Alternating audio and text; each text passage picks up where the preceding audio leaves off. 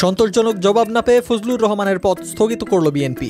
নির্বাচন বিরোধীরা রাজনীতির মাঠ থেকে মাইনাস হয়ে যাবে দাবি সালাউদ্দিনের। ফেব্রুয়ারির মধ্যেই সংস্কার ও বিচার সম্ভব বললেন হাসনাত আব্দুল্লাহ। সিএনজি চালিত অটোরিকশার মহাজন প্রথা বাতিল করে চালকদের মালিকানা দিতে নোটিশ।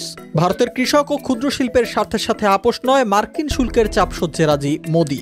নিজে বিবাহিত সেটা ফেসবুকে দেখানোর কিছু নেই, মন্তব্য অপু বিশ্বাসের।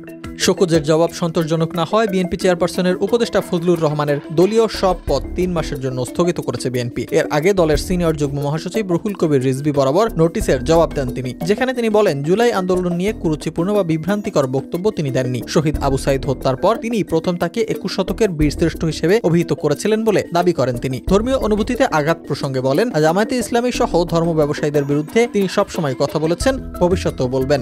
শেখ হাসিনার পতনের পর জামায়াত শিবির নিজেদের জুলাই আন্দোলনের ভ্যানগার্ড দাবি করে ইতিহাস বিকৃতির চেষ্টা করছে বলেও অভিযোগ তোলেন তিনি। মুক্তিযুদ্ধকে অস্বীকার করার প্রবণতার বিরুদ্ধে তিনি নিয়মিত বক্তব্য দিয়েছেন এবং জামায়াত শিবিরকে কালো শক্তি হিসেবে চিহ্নিত করেছেন। মাঠের আলোচনার মাঠেই জবাব দেয়া হবে। নির্বাচন বিরোধী কথা যারা বলবে তারা রাজনীতির মাঠ থেকে মাইনাস হয়ে যাবে, এমন মন্তব্য করলেন বিএনপির স্থায়ী কমিটির সদস্য সালাউদ্দিন আহমদ। জানান, ফেব্রুয়ারিতে নির্বাচন অনুষ্ঠিত হবে এ নিয়ে কোনো শঙ্কা নেই, তবে দু একটি দল বিভ্রান্তির চেষ্টা করছে। বিভিন্ন দলের পিআর ও গণপরিষদ নির্বাচনের দাবি প্রসঙ্গে তিনি বলেন, এটি তাদের কৌশল হতে পারে। মাঠ গরম করার জন্য এসব বক্তব্য দেয়া হচ্ছে।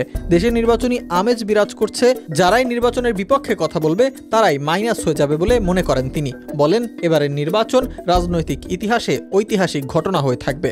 ফেব্রুয়ারির মধ্যেই সংস্কার ও বিচার সম্ভব। নির্বাচনের তারিখ নিয়ে আমাদের কোনো সমস্যা নেই। নির্বাচন আগামীকালও হতে পারে। সাংবাদিকদের এমন কথাই জানালেন এনসিপি নেতা হাসনাত আব্দুল্লাহ। বলেন, এনসিপিকে এভাবে ফ্রেম করা হয় যে আমরা নির্বাচন বিমুখ, তবে নির্বাচনের তারিখ নিয়ে আমাদের কোনো সমস্যা নেই। আমাদের ফোকাস হচ্ছে সংস্কার বাস্তবায়নের এবং বিচারের সুস্পষ্ট রূপরেখা দিতে হবে। সদিচ্ছা থাকলে ও রাজনৈতিক দলগুলোর ঐক্য থাকলে ফেব্রুয়ারির মধ্যেই সংস্কার ও বিচার সম্ভব বলে মনে করেন তিনি।